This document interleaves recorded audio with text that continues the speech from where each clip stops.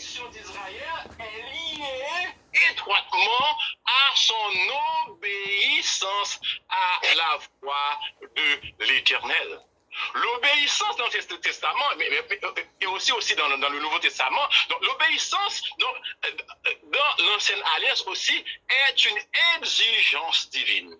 Amen. Elle est la condition nécessaire de la bénédiction divine.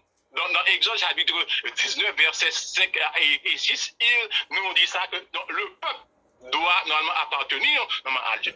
L'attachement à Dieu est la plus grande bénédiction qu'on puisse avoir. Pourquoi? Parce que l'homme est davantage un être spirituel qu'un être physique. Parce que l'homme a été créé pour avoir une relation étroite avec son Créateur. En Éden, il était richement béni. Pourquoi? Parce qu'il vivait continuellement dans la présence de l'Éternel. Donc, en observant les commandements de son Dieu, Israël sera un peuple saint, selon Deutéronome chapitre 28, verset 9. Donc, deuxième, c'est l'aspect premier, normalement, du verset, on voit que l'Éternel accorde beaucoup d'importance, normalement, à la partie spirituelle de l'homme. Et deuxièmement, on voit que l'Éternel, ton Dieu, te donnera la supériorité sur toutes les nations de la terre. La deuxième partie, a dit premièrement, on voit l'aspect spirituel et ensuite on voit dans l'aspect matériel. Donc l'Éternel promet à Israël qu'il sera supérieur aux autres nations. Il ne s'agit pas de faire d'Israël un peuple dominateur, loin de là. Un peuple qui imposera ses lois aux autres peuples.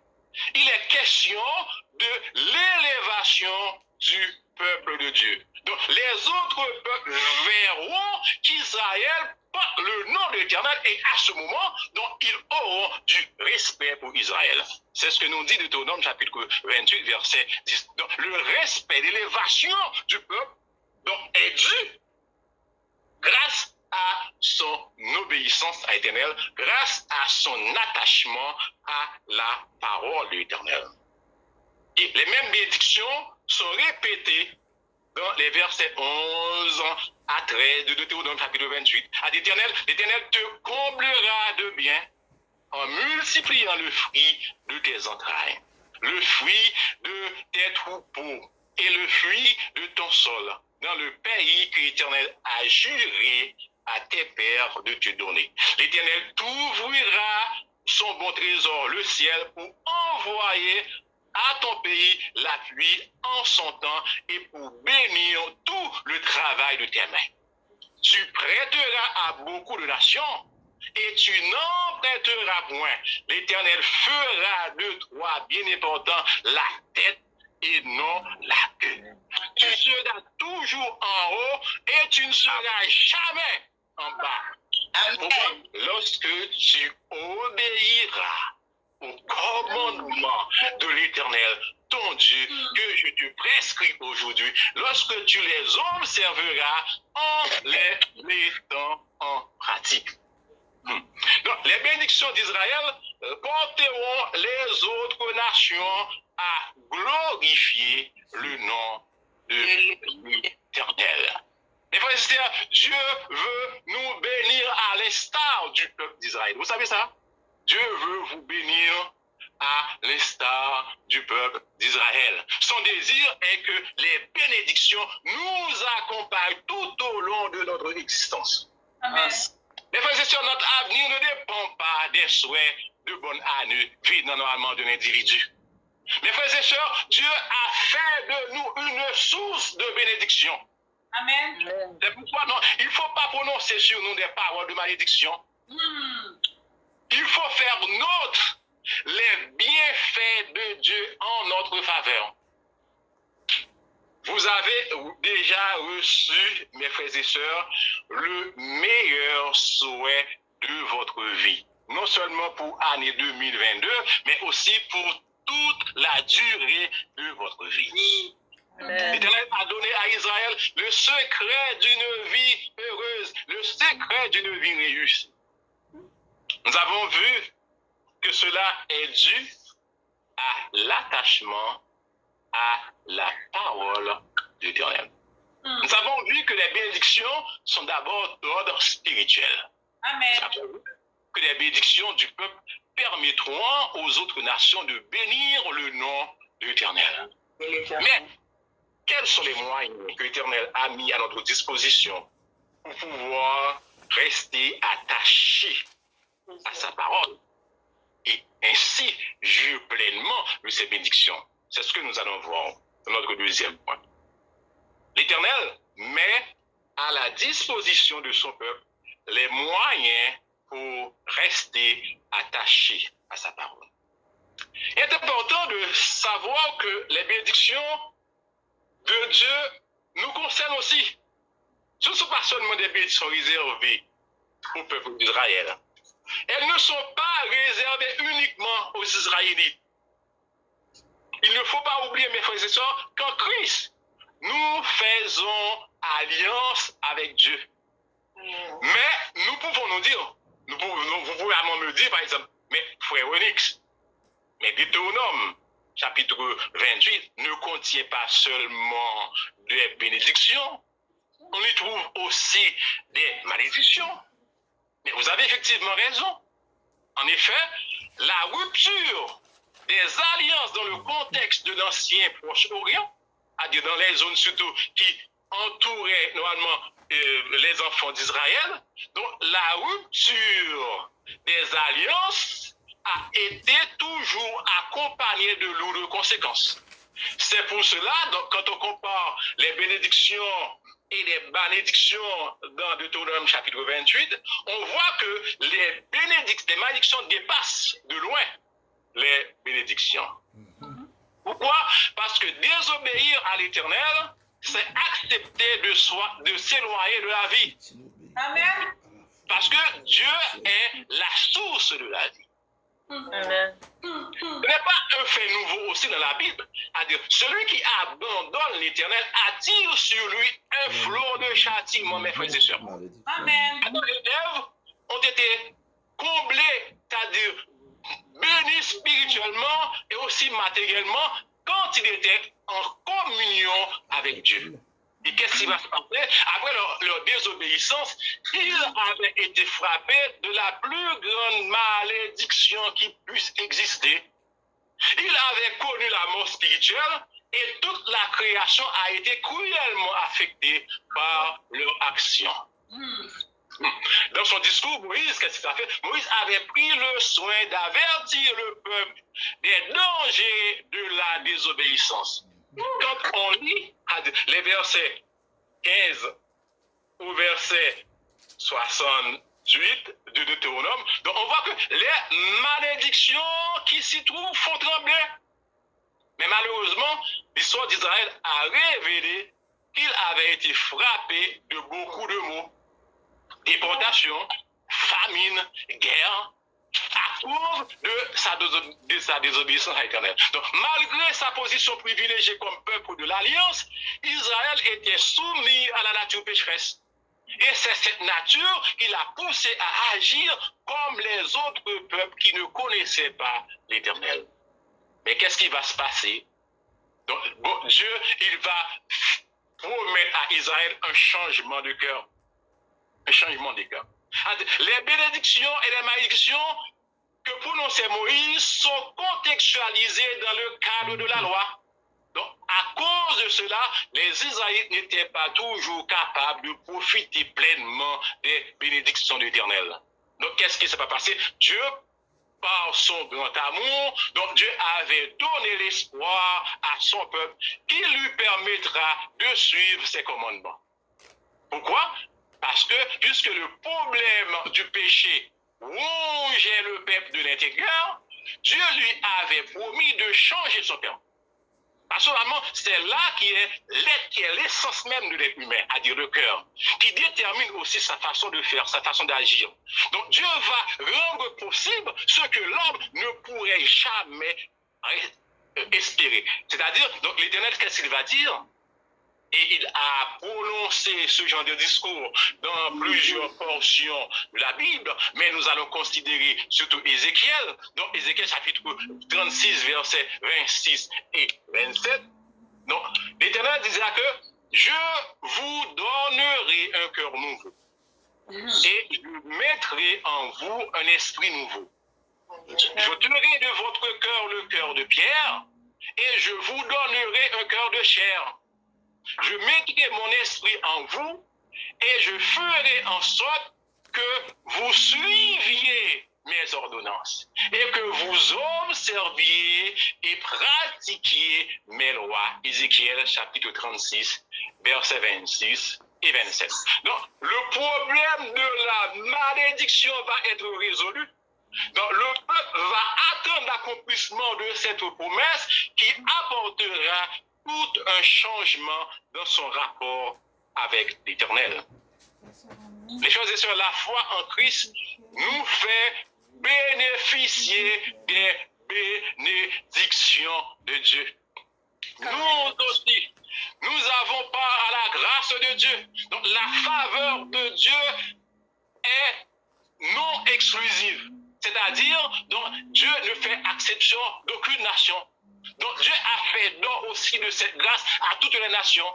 C'est pourquoi dans Genèse chapitre 12, verset 3, il est dit que je bénirai ceux qui te béniront, c'est-à-dire en parlant avec Abraham, et je maudirai ceux qui te maudiront, et toutes les familles de la terre seront bénies en toi. Cette bénédiction, nous la trouvons en Christ, mes frères et sœurs. Nous trouvons aussi sous la plume de l'apôtre Paul. L'apôtre Paul aussi va parler comment nous, les chrétiens, nous sommes bénis. Donc l'apôtre Paul, donc, il a expliqué l'œuvre de celui qui a fait de nous des gens bénis. Dans Galates chapitre 3, verset 13-14, il est clairement clair là-dessus, a dit l'apôtre Paul clairement, Christ nous a rachetés de la malédiction de la loi. Étant devenu malédiction pour nous, car il est écrit, maudit est quiconque est pendu au bois. Afin que la bénédiction d'Abraham, c'est très important, eut pour les païens son accomplissement en Jésus-Christ et que nous ressuscions par la foi l'esprit qui avait été promis. Donc l'esprit qui avait été promis à Israël. Donc par la foi, nous les chrétiens, nous pouvons recevoir l'esprit qui avait été promis. Donc nous païens autrefois, nous avons pleinement en Jésus-Christ toutes les bénédictions que la Bible a promis normalement aux enfants de l'Éternel. Parce que pourquoi? Parce que Christ nous a rachetés de la malédiction. Amen. Ne dites jamais que vous êtes maudits. Non. Ne dites jamais que vous n'êtes pas chanceux. Non. Ne dites jamais que vous venez de pays pauvres. Ne donnez pas aux circonstances le contrôle de votre vie. Amen. Vous êtes richement bénis en Jésus-Christ. Oui. Amen. La malédiction n'a plus le pouvoir sur vous. Parce que pourquoi Christ s'est chargé du plus grand châtiment qui planait sur vous. Il vous a libéré de la mort spirituelle. Oh. Christ est devenu malédiction pour que vous soyez saints et bénis en lui. Par sa mort, Christ nous a fait échapper de la malédiction divine pour que nous puissions vivre pleinement de la grâce de Dieu. Amen. Notre foi en la mort substitutive dans le nom de Christ est la garantie de notre justification devant Dieu. Christ a été maudit pour nous. Quand il est écrit maudit est quiconque est pendu au bois. À la croix, il a été placé parmi les brigands. Il a été abandonné du Père à cause de nos péchés. Il s'est chargé lui-même. Le cri Père, Père, pourquoi m'as-tu abandonné? Mes frères et sœurs, devrait être notre gémissement et non le cri de Christ. Pourquoi? Parce qu'il n'avait rien fait de mal. Mais il était blessé, nous dit la Bible, pour nos péchés. Ok, brisé pour nos iniquités, le châtiment qui nous donne la paix est tombé sur lui. Par ce meurtrissure que nous sommes guéris, selon Ésaïe 53, verset 5. En Christ, mes frères et sœurs, nous recevons le Saint-Esprit qui avait été promis. Donc, quand on fait normalement un parallèle entre Ézéchiel, chapitre 36, à des promesses qui ont été faites normalement à Israël, et Galates, chapitre 3, verset 14, donc, où l'apôtre Paul a parlé aussi comment que nous recevons cet esprit par Jésus-Christ. Quand on fait normalement, disons, on fait normalement le parallèle, on voit que dans Ézéchiel chapitre 36, verset 27, il dit que je mettrai mon esprit en vous. Et je ferai en sorte que vous suiviez mes ordonnances et que vous observiez et pratiquiez les lois. Et dans Galates chapitre 3, verset 14, donc quand normalement l'apôtre, après avoir fini à me parler de l'œuvre de Jésus-Christ, de tout ça, il a dit afin que la bénédiction d'Abraham eût pour les païens son accomplissement en Christ. Et que nous ressuscions par la foi l'esprit qui avait été promis. Donc le changement de cœur pour les enfants d'Israël est possible grâce à la puissance du Saint-Esprit de Dieu. Nous aussi les païens, nous recevons normalement cette puissance de l'Esprit par la foi en Jésus-Christ. Donc mes frères et sœurs, souvent, il y a une parfaite coordination du Dieu trinitaire dans le plan du salut de l'humanité. Donc le Père a fait grâce à l'homme de suivre ses ordonnances par l'œuvre du Saint-Esprit et de Jésus-Christ. Par cette grâce, l'humanité a pu jouir des bénédictions divines. Donc, juifs et païens, nous sommes tous les bénéficiaires de la générosité de notre Dieu. Alléluia. Nous devons continuellement rendre gloire à Dieu pour les grandes bénédictions dont nous sommes les bénéficiaires en Jésus-Christ. Nous devons être reconnaissants envers Dieu. Notre gratitude doit nous pousser, mes frères et sœurs, à exalter et à louer continuellement notre Dieu. Quand David a constaté la grandeur de son Dieu, les bénédictions, David disait dans le psaume 116, versets 13 et 12 et 13, comment rendrai-je à l'Éternel ce que Dieu fait envers moi? Je lèverai la coupe des délivrances et j'invoquerai le nom de l'Éternel. Mes frères et sœurs, nous avons vu jusqu'à présent que l'attachement à la parole de Dieu est la source des bénédictions, principalement spirituelles, mais aussi matérielles. Nous avons vu qu'il n'était pas toujours possible de profiter des bénédictions à cause de la nature pécheresse du cœur de l'homme. Parce qu'en absence de bénédiction, qu'est-ce qui va se passer? C'est la malédiction qui remplit l'espace vide.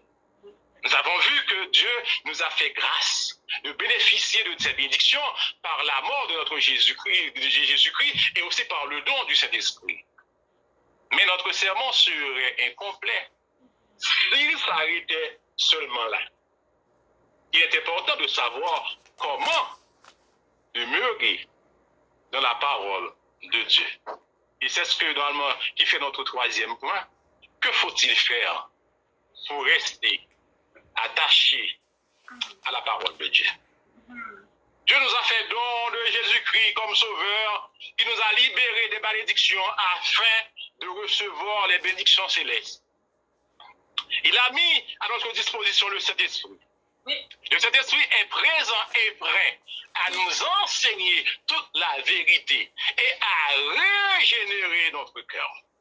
De plus, Dieu suscite en nous le vouloir et le faire, c'est-à-dire la capacité de produire des fruits dignes de notre régénération. Nous avons, mes frères et sœurs, tout à notre disposition pour rester attachés à la parole de Dieu. Il revient donc à nous d'entretenir la relation que Dieu veut avoir avec nous. Amen. La Bible nous indique ce qu'il faut faire pour rester attaché à la parole de Dieu et du même coup pour être agréable à Dieu. Qu'est-ce qu'il faut faire? Il faut avoir la foi en la parole de Dieu.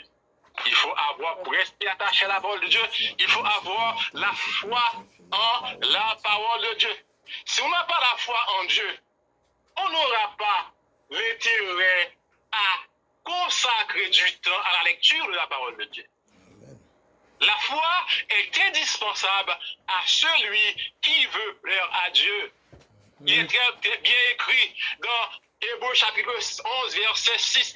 Or, sans la foi, il est impossible de lui être agréable, car il faut que celui qui s'approche de Dieu croit que Dieu existe et qu'il est le rémunérateur de ceux qui le cherchent. Mais comment avoir la foi? La question que beaucoup de chrétiens se posent, mais comment puis-je avoir cette foi que Dieu exige? Pour avoir la foi, il faut prêter, c'est très important. Il faut prêter attentivement l'oreille à la parole de Dieu. Pourquoi? Parce que la foi vient de l'écoute de la parole de Dieu. La foi vient de l'écoute, mes frères et sœurs, de la parole de Dieu. On ne peut pas vouloir avoir la foi sans consacrer du temps à la lecture de la parole de Dieu, à l'écoute de la parole de Dieu.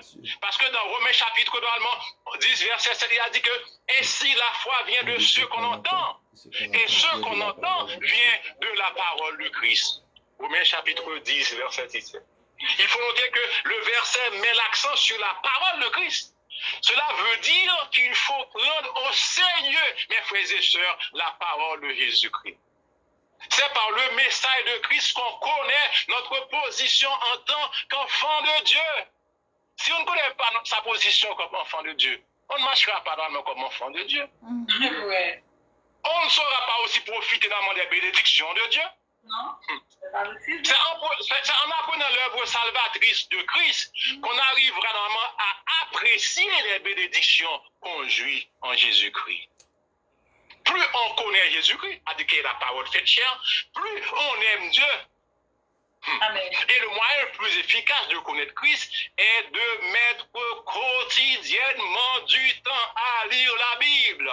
Amen. De la même façon qu'on met du temps pour aller travailler, on met du temps pour se nourrir, on met du temps pour donner un coup de fil à nos amis. Il faut mettre du temps pour lire la parole de Dieu. Amen. Amen. Oh, Moi, papa. je donne un nom je ne peux pas passer une journée sans lire quelques chapitres de la Bible. Seigneur. Parce que c'est là qu'on trouve la force nécessaire. C'est là qu'on trouve la nourriture spirituelle. Et c'est là qu'on trouve la force de faire face aux tribulations de ce monde. Amen. Pourquoi nous disons la parole de Christ? Parce que quand nous lisons la Bible, on voit que la Bible, Jésus-Christ est présent dans toutes les Écritures. La Bible est un livre christocentrique. Amen. Bon, ça, normalement, c'est une étude théologique, comme Pasteur Borgin a l'habitude de faire. On va voir dans tous les livres de la Genèse jusqu'à l'Apocalypse. Non, Christ est au centre de tout. Donc, c'est pourquoi on dit qu'il faut accorder beaucoup d'importance à l'œuvre de Christ, à la personne de Jésus-Christ, si on veut rester attaché à la parole de Dieu. Il faut aussi que la foi en la parole soit active. C'est très important. Lire la parole, c'est bien, mais il faut que la foi en la parole de Dieu soit active. Avoir la foi en la parole de Dieu est bien, mais c'est beaucoup plus important d'avoir une foi active à la parole de Dieu. Et la foi est active, c'est quand on applique dans sa vie ce qu'enseigne la parole. Amen. Quand j'applique dans ma vie normalement ce que dit la parole, donc à ce moment, donc ma foi est active. À ce moment, la parole va produire en nous des actes qui prouvent que notre foi est vivante. Et le plus grand œuvre de notre foi est l'acceptation et la confession de Jésus-Christ comme notre Seigneur et Sauveur. Amen. C'est là, normalement, je dirais, l'œuvre la plus grande de notre foi, c'est l'acceptation de Jésus-Christ comme notre Sauveur. Parce que Dieu, il a dit très bien, dans Jean chapitre 6, verset 29, a dit, l'œuvre de Dieu, c'est que vous croyez en celui qu'il a envoyé. L'œuvre de Dieu, c'est que vous croyez en celui qui a envoyé. Donc, si normalement Jésus-Christ, donc, il a pris tout ce pour nous, donc nous pouvons avoir foi quand nous obéissons, quand nous acceptons Jésus-Christ. Donc, c'est à ce moment où nous faisons l'œuvre qu'il faut. Vraiment. de celui que Dieu a envoyé, c'est Christ. Par exemple, quand je crois en Jésus-Christ, vous pouvez aussi dire de la même façon que moi, donc quand je crois en Christ, quand j'accepte par la foi qu'il a accompli tout ce que la loi de Dieu exigeait de moi, des ordonnances que je n'arriverai jamais à respecter, Christ les a observées à la lettre. L'œuvre de Christ vient mon accomplissement par la foi. L'œuvre, ce que Christ a fait, je dis que l'œuvre de Christ vient mon accomplissement par la foi. C'est pour cela que je peux jouir des bénédictions de Dieu. Ma foi en Christ est active aussi dans mes pratiques quotidiennes. Tout ce que je fais, on doit voir Christ en moi. Ma foi en lui m'attache aussi à lui. Donc sa sève coule en moi. Ses actions deviennent mes actions. Quand j'agis, on doit voir en Christ, on doit voir Christ en moi. Parce que je suis attaché au cep. Comme il est dit dans Jean chapitre 15, verset 5, je suis le cep, vous êtes les sarments, celui qui demeure en moi et en qui je demeure porte beaucoup de fruits, car sans moi, vous ne pouvez rien faire. Sans moi, vous ne pouvez rien faire. Quand on est branché en Christ, on veut lui ressembler de jour en jour, mes frères et sœurs. On cherche tellement à lui plaire dans toutes nos actions. On témoigne le nom de Jésus-Christ auprès des autres par notre façon d'agir. Et c'est ce que l'apôtre Paul appelle dans Philippiens chapitre 2, verset 12. Travaillez à votre salut. C'est-à-dire, aiguisez votre salut. Donc Dieu a mis en vous tout ce qu'il faut pour produire des fruits dignes du salut que vous avez reçu en Jésus-Christ. C'est-à-dire refléter l'image de Christ afin de servir de témoignage auprès de ceux qui ne connaissent pas encore Christ, auprès de ceux qui vous entourent. Donc agir de la sorte est ceci qui prouve que nous obéissons à la parole de l'Éternel. Seigneur. D'autres moyens pour rester attaché à la parole, il faut être à l'écoute du Saint-Esprit. Amen. Quand Dieu disait aux enfants d'Israël qu'il mettra son esprit en eux, il voulait leur dire que sa présence sera dans leur cœur afin de leur amener à vivre selon la volonté de Dieu. Donc Dieu veut que son esprit soit actif en nous. Il veut que nous l'écoutions. Il faut faire du Saint-Esprit un ami, mes frères et sœurs. Il faut que le Saint-Esprit soit un conseiller. Donnons-lui libre accès à notre vie. Oui. Dans notre faiblesse, qu'est-ce qui s'est passé? Il sait à dire quelle demande qu'il convient d'adresser à Dieu. C'est pourquoi on voit dans Romains chapitre 8, verset 26-27. Donc il est dit, de même aussi l'Esprit nous aide dans notre faiblesse. Car nous ne savons pas ce qu'il convient de demander dans nos prières. Mais l'Esprit lui-même intercède par des soupirs inexplicables. Et celui qui sonde les cœurs connaît quelle est la pensée de l'Esprit, parce que c'est selon Dieu qu'il intercède en faveur des saints. Donc, nous pouvons jouir des bénédictions de Dieu parce que le Saint-Esprit nous met en accord avec Dieu. C'est-à-dire, le Saint-Esprit nous met en conformité avec Dieu. Quand normalement on écoute le Saint-Esprit, donc qu'est-ce qui va se passer? Donc, le Saint-Esprit, parfois, quand nous sommes faibles, devant telle situation, nous ne savons même pas quelle prière faire. Donc, à ce moment, le Saint-Esprit intervient pour prier le Père pour nous. Parce que le Saint-Esprit, puisque Jésus-Christ intercède pour nous auprès du Père, dans le lieu très saint, mais aussi le Saint-Esprit en nous, il fait aussi un travail. Donc quand nous sommes faibles, quand nous ne savons même pas quoi faire face à une situation, qu'est-ce qu'on fait? On fait appel au Saint-Esprit. Et le Saint-Esprit nous éclaire et nous dit normalement quel chemin prendre. Et quand on prend un chemin selon l'ordre de Dieu, on est toujours béni, mes frères et sœurs. Amen. Le chemin selon l'ordre de Dieu. Il faut rester aussi à l'école du Saint-Esprit. Rester à l'école du Saint-Esprit. Si vous voulez connaître la parole de Dieu, le plus grand professeur, le plus grand théologien qui peut vous aider est le Saint-Esprit. C'est lui que Dieu a délégué pour nous apprendre toute la vérité concernant Jésus-Christ, la parole. C'est Christ lui-même qui a déclaré dans Jean chapitre 14, verset 25-26, je vous ai dit ces choses pendant que je demeure avec vous. Mais le consolateur, l'Esprit Saint, que le Père enverra en mon nom, vous enseignera toutes choses. Il vous rappellera tout ce que je vous ai dit. Le Saint-Esprit nous enseignera la volonté de Dieu. Il est impossible que celui qui connaît la volonté de Dieu et qui l'a laissé agir en lui ne soit pas béni, mes frères et sœurs. C'est impossible. Le rôle du Saint-Esprit est de glorifier Christ en nous annonçant la vérité concernant le Seigneur. Et c'est cela que nous trouvons dans Jean chapitre 16, verset 13-14.